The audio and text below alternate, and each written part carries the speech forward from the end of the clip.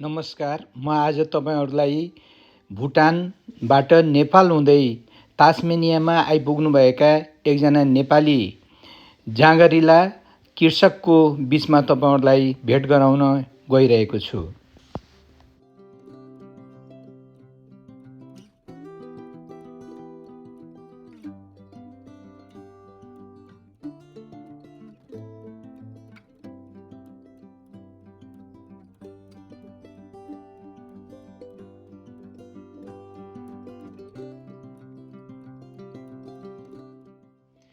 हामी यसरी डिबी दाइको फर्ममा जाने क्रममा बीचबीचमा विभिन्न खाले कृषि फर्महरू, पशुपालन, त्यसपछाडि विभिन्न खाले खेती, फलफुल खेतीको अवलोकन गर्दै अगाडि बढिरहेका छौं र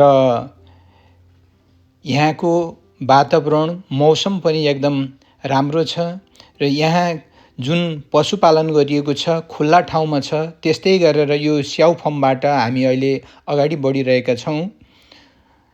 यहाँको खेती गर्ने जुन प्रविधि छ त्यो हाम्रो नेपालको जस्तो नभएर एकदम ठूलो चक्लाबन्दी किसिमले गरिएको रहेछ र अब हामी छिट्टै नै डिबी दाइको फर्ममा पुग्दै छौं र यहाँ जुन वातावरण देखिएको छ, हरियाली देखिएको छ, हेर्दाखेरि मनै लोभाउने खालको एकदम मनमोहक खाले वातावरण छ र हामीले यहाँ अवलोकन गर्दा हाम्रा नेपालको लगभग पोखराको भ्यालीबाट बाहिरबाट अवलोकन गर्दा जुन किसिमको देखिन्छ त्यही किसिमको छ र पोखरामा हामीले जुन घना आबादी देख्छौं भने यहाँ ठूलठूला फाँटहरू छन् र हरियालीले भरिएको ठाउँ हामीहरूले प्रत्यक्ष देख्न पाइरहेका छौं।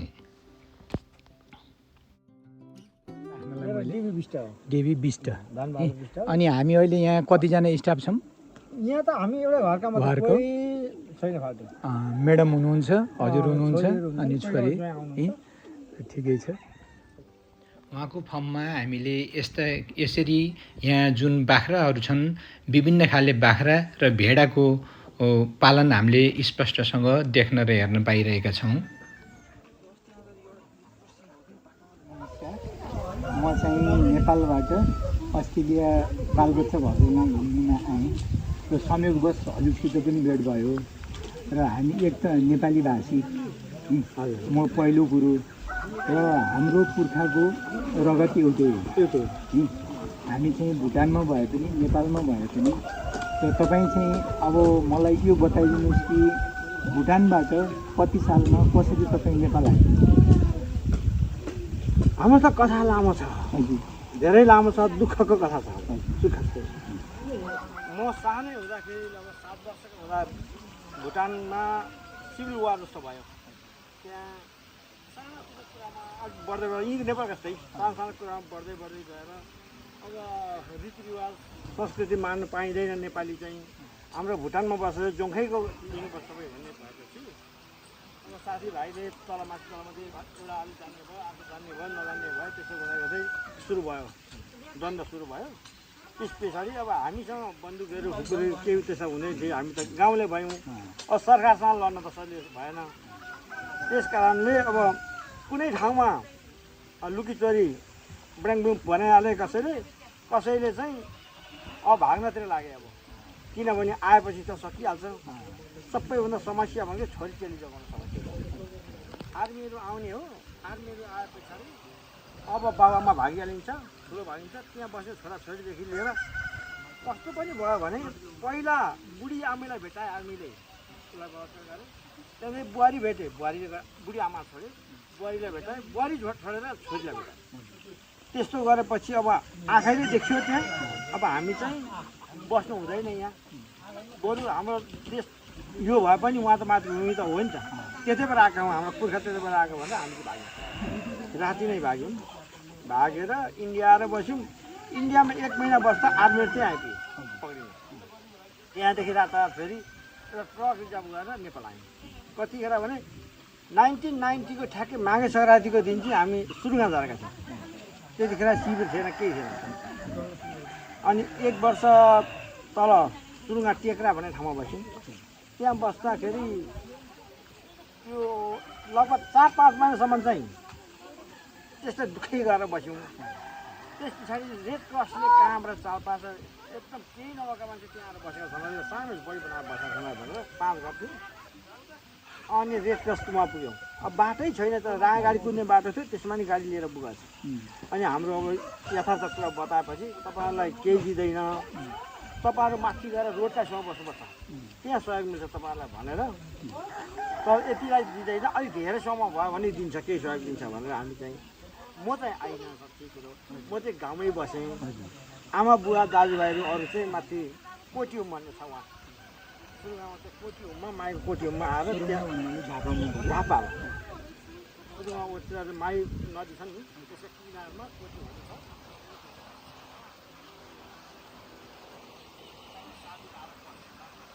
त्यस कट्टामा ल्याएर राखेँ। त्यहाँदेखि सानोतिनो कुराहरू समस्याको समाधान भयो। त्यहाँ खानेकुराहरू लाउने लुगाहरू साधारण भयो।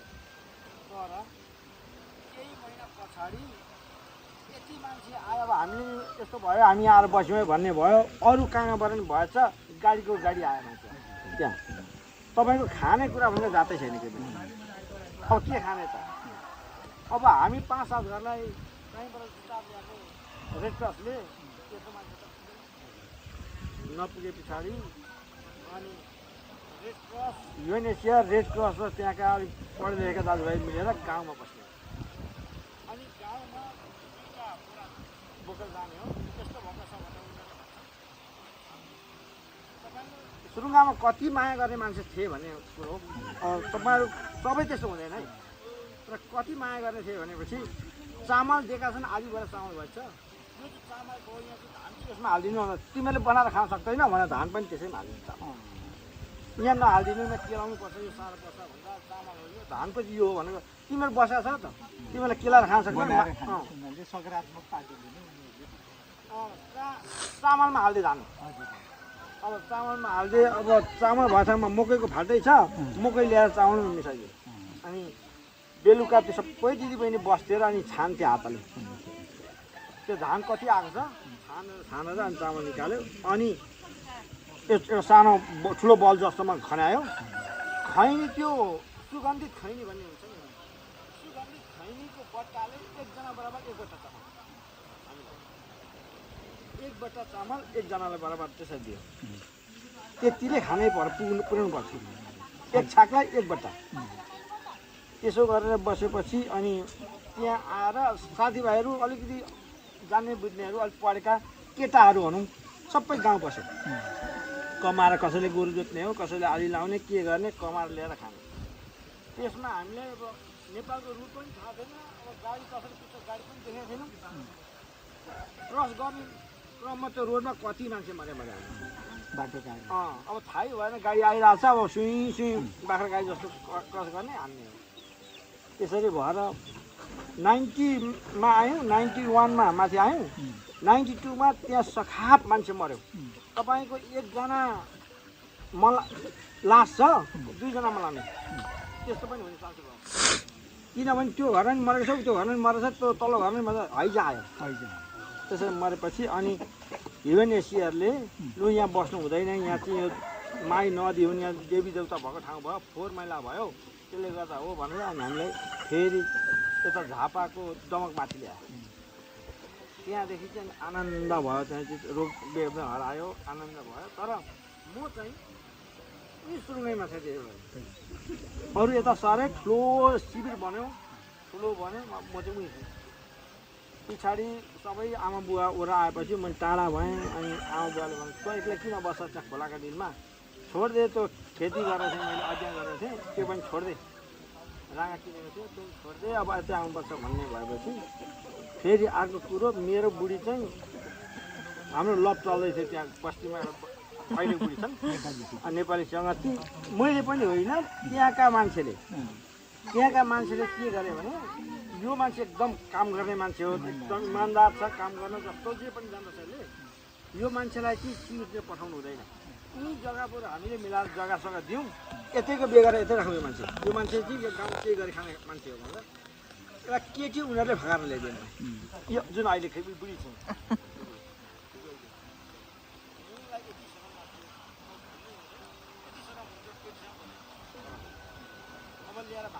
उसलाई राखिदिएको म गरिदिएको हुँदो रहेछ चल्दै जाँदा बोल्दै जाँदा अनि दिनै पछि समय भएपछि बोल्न पनि कर लाग्दछ बिस्तारै बिस्तारै अब माया लाग्न थाल्यो उसको पनि मलाई अब छोडेर उसलाई उहाँ छोड्नुपर्ने भयो माथि आयौँ उता बेचेर त्यहाँ आएर बसेर पनि 27 वर्ष भनौँ 3 वर्ष उता बित्यो 25 वर्ष त्यहाँ बस्यौँ 25 वर्ष बसेर पनि अनि केही सिप नलागेर अब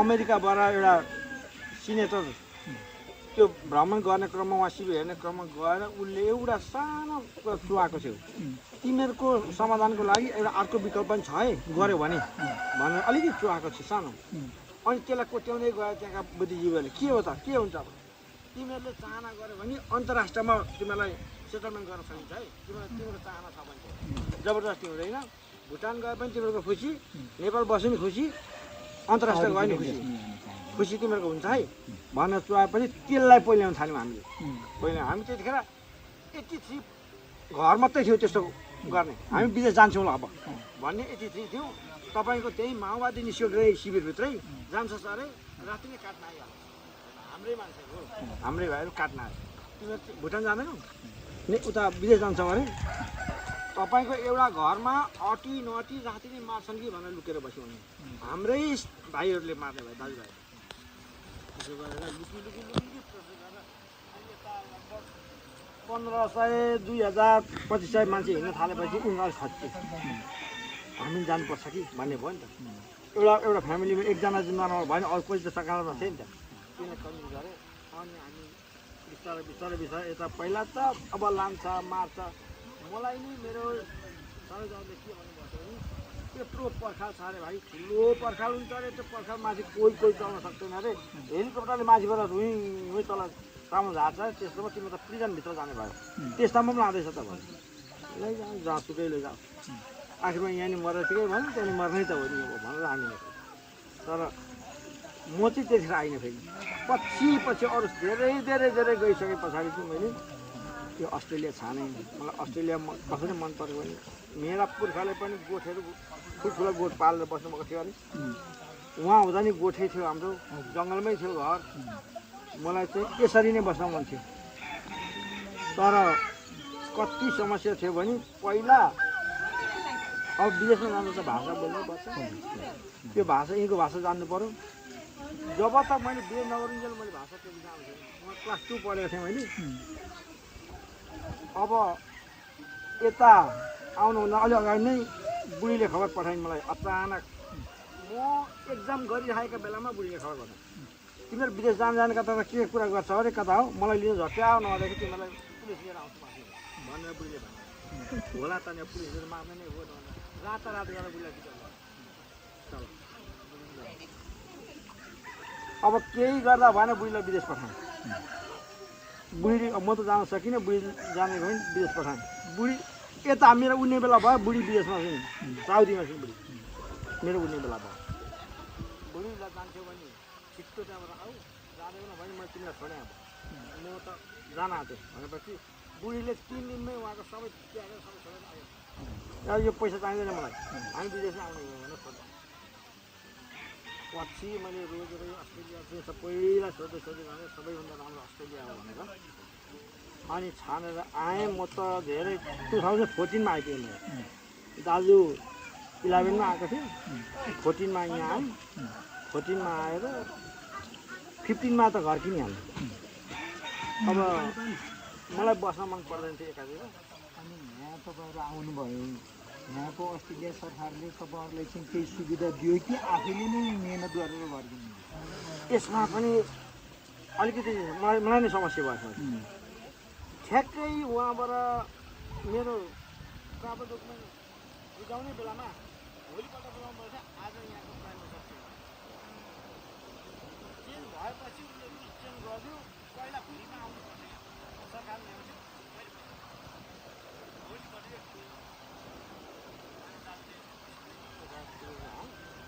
सरकारले आधी लोन सरकारलाई तिर्नुपर्ने आधी आफ्नो मान्छेले तिर्नुपर्ने भयो उसले के गर्यो अनि आएर यहाँ आएर यता जाँदा सोध्छु यता सुन्छु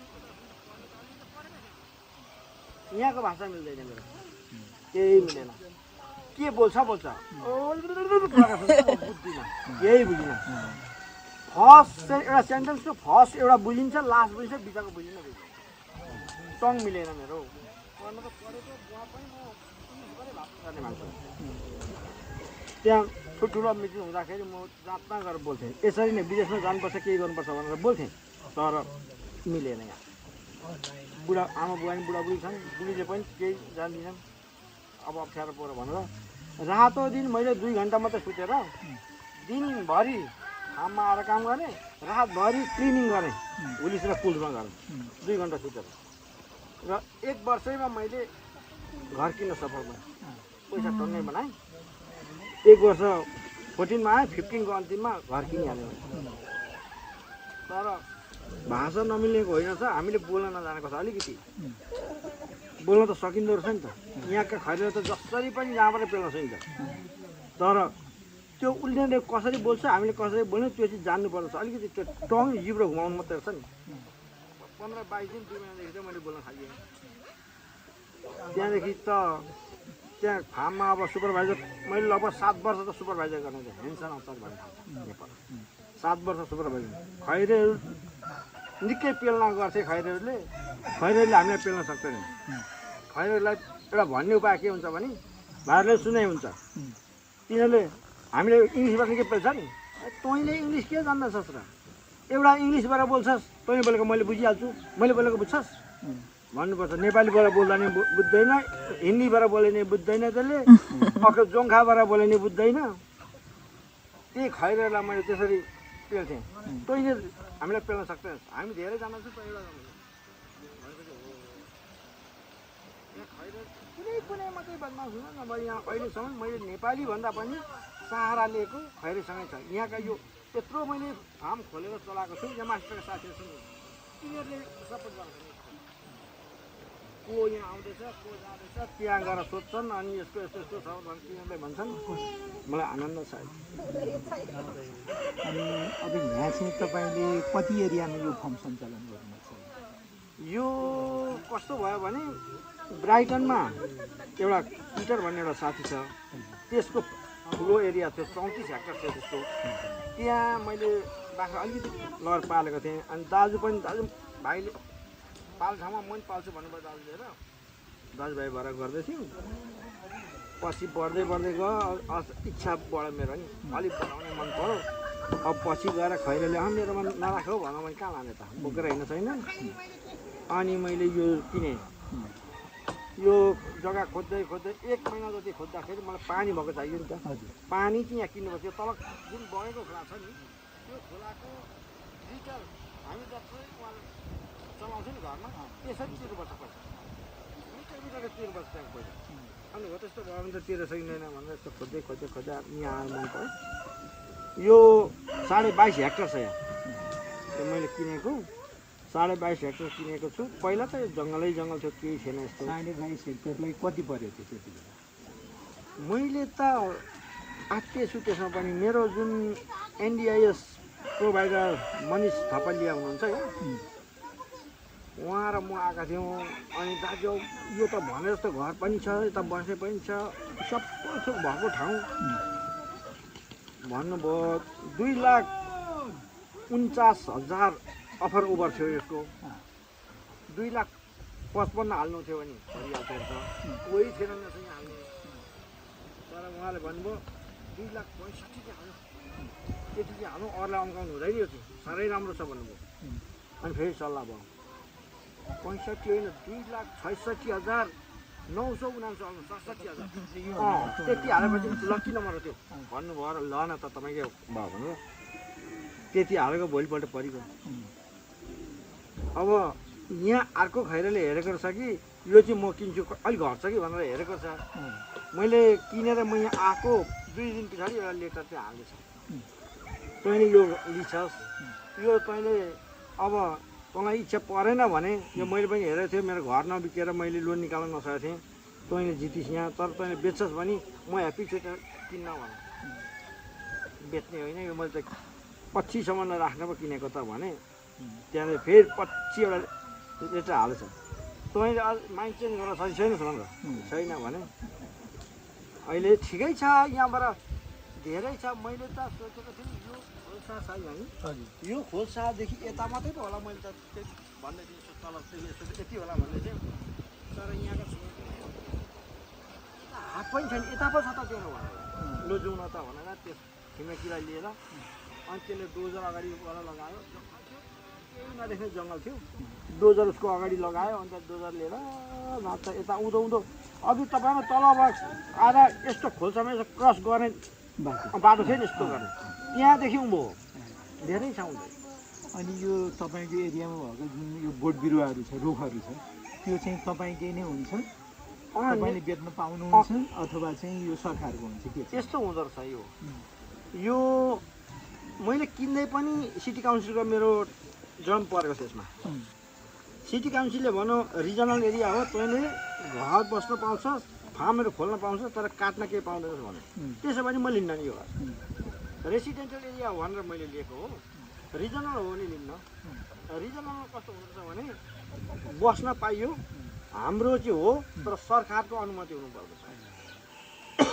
रुखहरू काट्न पाइएन तर रेसिडेन्सियलमा त आफ्नो घरमा त पाइयो तर सिटी काउन्सिलले सोध्नुपर्छ यहाँ चाहिँ के भनेको थियो मलाई भने साथीहरूले सिटी काउन्सिलले भनेन साथीले के भन्यो भने यो रुखहरू काट्ने क्रममा चाहिँ वर्षको 3% भन्दा उँधो चाहिँ काट्नु है उँभो नकाट्ने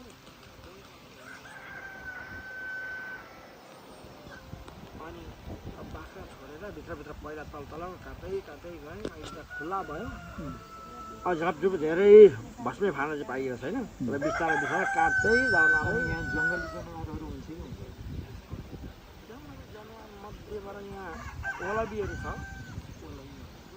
काँगाहरू पशुपन्छी लामसहरू गर्नु हो कि एउटा कोयल भन्ने हुन्छ त्यो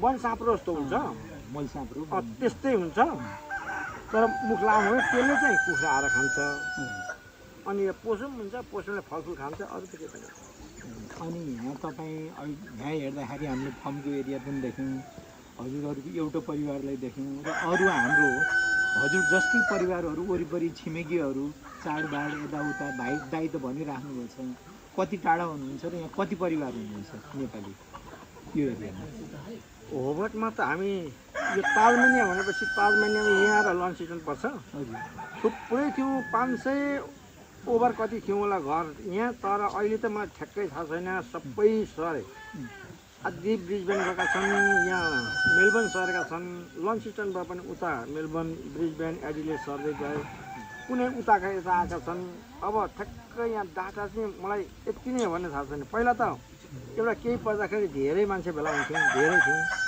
तर अहिले चाहिँ यस्तो केही पर्दाखेरि म चाहिँ स्पेसली म चाहिँ धेरै चाहिँ नेपाली समुदायभित्र तपाईँहरूका भाइ बहिनी छोराछोरीहरूसँग हेलमेल धेर्छु म चाहिँ जति जे पर्छ त्यतिखेर उनीहरूसँग हुन्छु म चाहिँ धेर यता हाम्रो कमिटी भन्दा किनभने लिने दिने जे गर्ने हिँड्ने उनीहरूसँगै पर्छु म चाहिँ र अब यसरी नै आइराख्ने भेट्ने जहाँसुकै अहिले यो हाम्रो फर्ममा के उपलब्ध हो पशुपन्छीमा के छ अनि खेतीपातीमा केही छ कि यहाँ सागसब्जी अब अहिलेको त सागसब्जीमा साग भयो मुला भयो यो ब्रोडबिन भयो यस्तो मात्रै हुन्छ यसमा चाहिँ अहिले चाहिँ अरू हुँदैन अब उता पशुपन्छीमा चाहिँ सबै थोक छ मयूर छ टर्की छ यता गुनिया फोक छ त्यो तित्राई के भन्छ त्यसलाई यता पिजन छ कुखुरा खाले छन् हाँस 3 खालका छन् यी सबै अब कसैले चाहेमा किन्न पाउनुहुन्छ पाल्न पनि पाइयो किनभने मासुको लागि पनि पाइयो त्यस्तै गरेर अनि पशुहरूमा चाहिँ हामीसित बाख्रा छ भेडा र बाख्रा छन् हामी चाहिँ बाहिरबाट आयौँ पहिला त हामी बाहिरकै भयौँ अहिले यहाँको भइसके पनि र यहाँ सुरुमा आएपछि अब हाम्रो चुनौती के छ नि त अप्ठ्यारो गाह्रो तपाईँहरूलाई के छ यहाँ त अप्ठ्यारो भन्दा पनि यो फर्म खोल्न अप्ठ्यारो एकातिर रेजिस्ट्रेसन गर्न साह्रो थियो अब त्यो बनाइयो त्यसमा समस्या भएन त्यसमा चाहिँ के भयो भने हाम्रै नेपाली भाइहरूले मलाई सहयोग गरे धेरैमा घरमै आएर फर्म भरिदिनेदेखि लिएर सबै थोक गर्ने नेपाली भाइहरूले गरे त्यसमा मलाई साह्रो परेन अब अहिलेलाई साह्रो भनेको चाहिँ केमा पर्छ भने होबरदेखि अक्सब्रिज हो यो यहाँ आउन यो तेलको इन्धनको समस्या भयो धेरै खर्च मेरो त्यहाँ हुन्छ अनि बत्ती पानीको के छ व्यवस्था सरकारले नै यहाँ लाइन पुऱ्याइदिएको हो कि अथवा लाइनै छैन मेरोमा ए मेरोमा लाइन छैन सोलर ल्याएर आएको छ सोलर पनि लगाएको छैन अब लाइन ल्याउँदा त्यहाँ माथि ल्याउन पाइन्छ पानी त आइहाल्छ यहाँ पानी त यही बत्तीको लागि कति किलोमिटर टाढा बस्यो त्यो माथि लगभग 1 किलोमिटर 1 किलोमिटर पनि छैन होला त्यो हजुर हो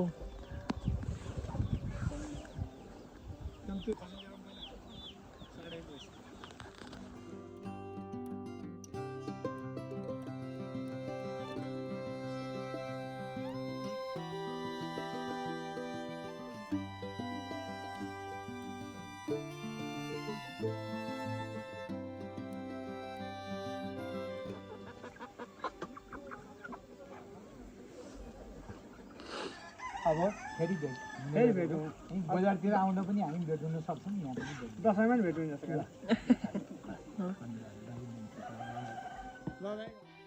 डिभी दाईको विदेशमा आएर आफ्नो पौरखी हातको कथा के कस्तो लाग्यो प्रतिक्रिया दिनुहोला साथै लाइक र सब्सक्राइब गर्न पनि नभुल्नुहोला हस्त धन्यवाद नमस्कार।